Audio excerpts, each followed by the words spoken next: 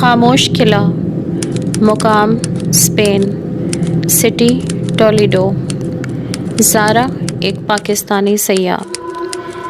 ज़ारा को पुरानी इमारतें देखने का बहुत शौक़ था। स्पेन के शहर टोलेडो में एक वीरान किले के बारे में सुना जो कई सालों से बंद था। मुकामी लोगों ने बताया कि वहाँ कोई रूह रहती है।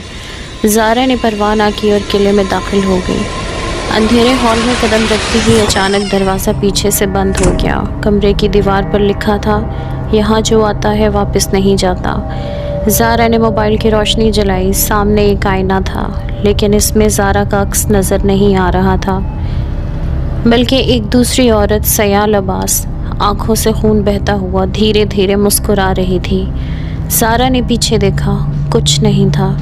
अचानक वो औरत आईने से निकलकर सामने आ गई और बोली, अब तुम मेरी जगह लोगी, आईने में कैद रहोगी जैसे मैं पिछले 300 साल से कैद हूँ। ज़ारा की चीखों से किला गूंज उठा, मगर कोई सुनने वाला नहीं था।